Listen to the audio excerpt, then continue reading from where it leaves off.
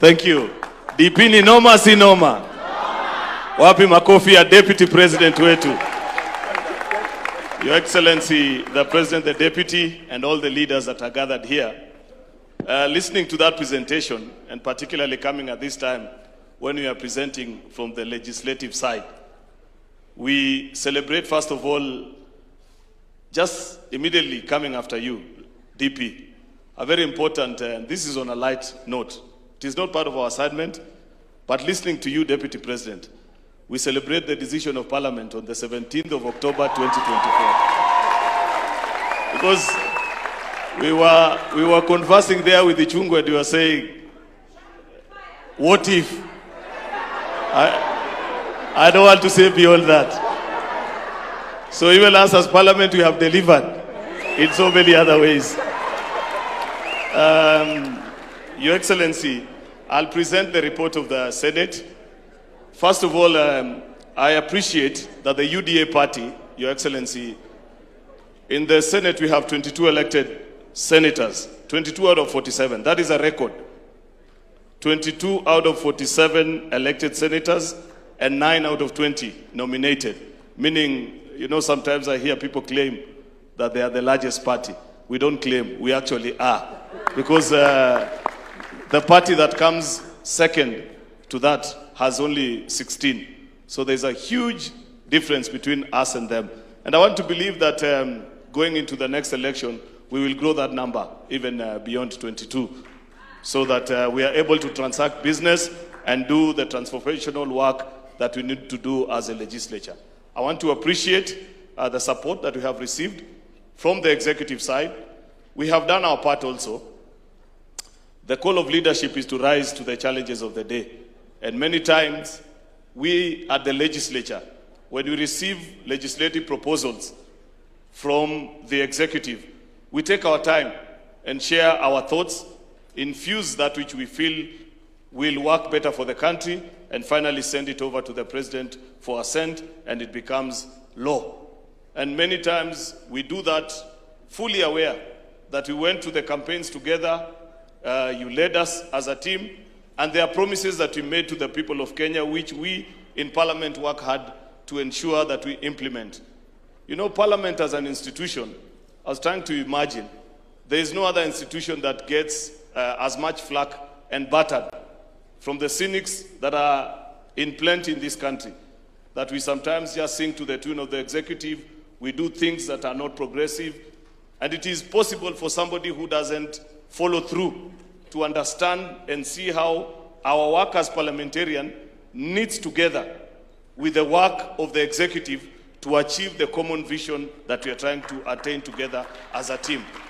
I stand here to report to the council today that as Parliament, we have done our bit as well. I think through each of the items that the DP has spoken to, and I see all the work that the various members of the committees that are here did, moving around the country in public participation, arguing in our committee halls, finally debating in the committee, in the chambers of the Parliament, before eventually concluding on the work to send it here for assent. I imagine, Your Excellency, how each of the work that we have done has transformed the lives of the people that voted for us to be members of Parliament. And I sleep proudly as leader of majority alongside my colleagues, knowing that though many other people may not appreciate, and sometimes people say not very nice things about us as members of Parliament, I know that we have been part and parcel of this team, and we have done things that have helped the Kenya Kwanza administration attain the record of the score that you're hearing this morning. The DP has spoken about the health, universal health coverage, and I must appreciate Parliament because we passed the 4 health laws: the digital health law, facility improvement fee fund, the primary health care, and the Social Health Authority Act. At that particular point, I want to appreciate, I know we have members of the County Assembly from Turkana County. We actually passed those 4 laws at the chamber of Turkana County Assembly while we were doing Senate Mashinani. And they have the signature of Turkana because Turkana is one of the counties that a lot of work needs to be done, Your Excellency. Yesterday, just yesterday, we were with the Deputy President in one of the most rural facilities in the county where I come from. And the chairperson of that health dispensary actually reported in the meeting that we were in that just last month, that facility had received from the Social Health Authority a compensation of 1.3 million Kenya shillings. Something that has never happened previously. So somebody may sit and wonder, so where does SHA sit alongside all these things? It is the ability to improve our health centers, right from the dispensary up to the level 6 facilities, through those laws that were carefully drafted and passed in Parliament, that we as parliamentarians sit here today and appreciate and say we made our contribution into making Kenya a great republic. I celebrate you, our colleagues, members of Parliament, for the work that you did. The agriculture sector that the Deputy President spoke about here, Your Excellency, there is still work to be done. But today, as we sit here, I know by 2022, when we came, almost all the 3 major cash crops, for example, which is sugar, coffee, and tea, they needed significant adjustment of the laws that were governing that sector. We have concluded the one for sugar. I know Kimani loves saying that the one for coffee has delayed in the Senate, but I'll be quick to add also that the one for tea is in the Assembly. So we need to conclude on those 2. But as it is, Your Excellency, I represent, this is from a personal experience. In the county that I represent in the Senate, we have both sugarcane, coffee, and tea farmers. Because of the transformation that the DP was speaking about, today, back in the day, if you went to a particular town where all the 3 farmers interact, you could easily tell who is the sugarcane farmer, because they were impoverished, they were in very difficult state. As it is today, the sugarcane farmer actually loans the tea and the coffee farmer. And the coffee farmer is also not badly off. In fact, many times, and I have said this, Kenyans are not very generous with their appreciation of the work that leaders do. But in the last 2 years, in all the public functions that have been, where coffee farmers are in good number, they actually pick the microphone and say, go and pass our appreciation to the President and the government because of the reforms that have been done in the coffee sector. That doesn't happen very often in our society. You know very well that the people we represent sometimes don't appreciate the work that leaders do, but they appreciate because they know what has been done. There is still work to do in the in the tea sector, Your Excellency, and that we shall do because we know we still have sufficient time and the things that we need to do. Quickly, moving on, because I don't want to spend a lot of time on the things that we have done on that particular front. At the level of the county assemblies, and we must celebrate also UDA as a party. I just checked and I confirmed also, though I didn't check this morning like you, Your Excellency. I realized you checked everything this morning. I know for a fact that UDA also has the largest control of 22 out of 47 county assemblies. We have majority leadership of 22 out of 47 county assemblies in this country. And I know one of the requests that you made here in a previous meeting with the members of the county assembly is to grant financial autonomy to our county assemblies. I am proud many MCAs spoke in that meeting that day, Your Excellency, and they said they find it not proper that they sometimes have to go before the executive of county governments where they have disagreed to beg even for funds for operations.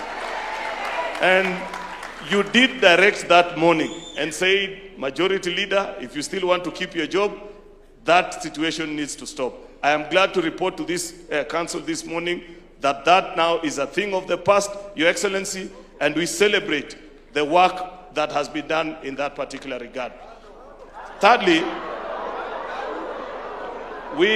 I am giving the report on behalf of the Senate. That's the part that I have to do. Overall, listen, my friend, you will get the opportunity during plenary. But just to explain to you, once we do our work as Senate, we send it over to the Assembly for them to conclude on it. There is very little that I can do. You know, unfortunately, much as I am leader of majority, I only lead one house. I don't lead both, and I can't control legislation in the other side of the house. That's Kimani will come next to give their report. We have concluded on that.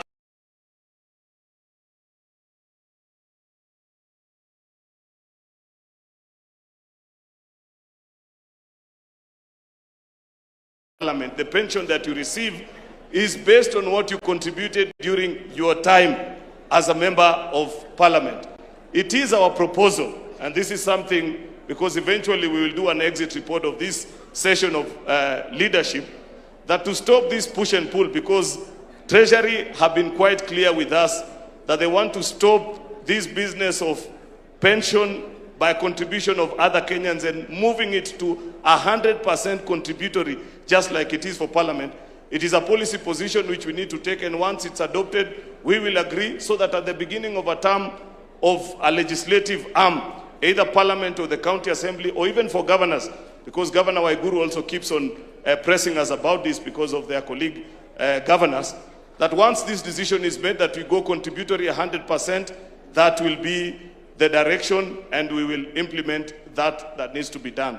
The final thing that I want to say on that particular regard is that we have, Your Excellency, challenges of party leadership in our legislative units, the County Assembly. And I remember at one time, you did direct that we need to make a decision. And perhaps during the plenary session today, Your Excellency, because you did guide that this is going to be a consultative meeting, it will be important that we make a decision on how party leadership is attained in our county assemblies, because the Secretary General will report to you that almost on a weekly, if not monthly basis, there are disputes that arise from county assemblies. And it is the feeling of most members that sometimes, due to their proximity, of course, to national leaders, there is control from the county government to a level that is not effective on the executive side towards the county assembly. That once that decision is made, the political party's amendment that is before Parliament right now, we will put it in law drafted, because as it is today, the parties unilaterally make a decision. But we need to draft it in law so that we make a final decision on how leadership of majority leader, whip, and their deputies is attained at the county assembly, so that we no longer see this business of people coming to vote at the party headquarters. I know it's not an easy decision, but it will be interesting to hear from the members that are here on that particular matter can be resolved. I think, Your Excellency, I have done my 10 minutes. I had two other things that I wanted to say, but I feel I need to respect the fact that you guided us on time. The final thing, I know this is not very easy, Your Excellency, but I have said, I don't know which language to use, that there will be a plenary session. The things that I forget, please raise them during the plenary session. And if you see me avoiding, it's because I don't want to delve into that particular topic, but you have the liberty because this is a council.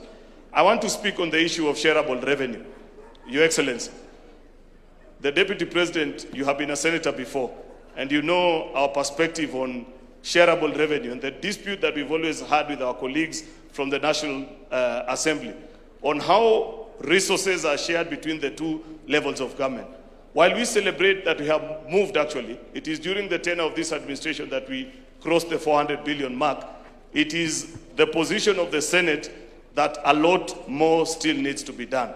If you see what is being done in our devolved units, you will appreciate, and I know for a fact that we don't have an endless pool of resources, and it's not an easy decision sometimes to decide. But given the balance of power between our House and the National Assembly, I want to argue before you, Your Excellency, today, that in many of the national government projects that are being done today, that there is a correlation between the national and the county governments. After perfecting of the model, it is possible to transfer some of those functions to counties, because our devolved units equally deserve the opportunity to grow and become stable units of administration the way it was decided in our county government. And while I say that, I'm speaking about markets, I'm speaking about some of the housing and some of the rural roads Your Excellency. I know it's a controversial topic, but that is our position as the Senate. With those many remarks, I beg to submit. God bless you all.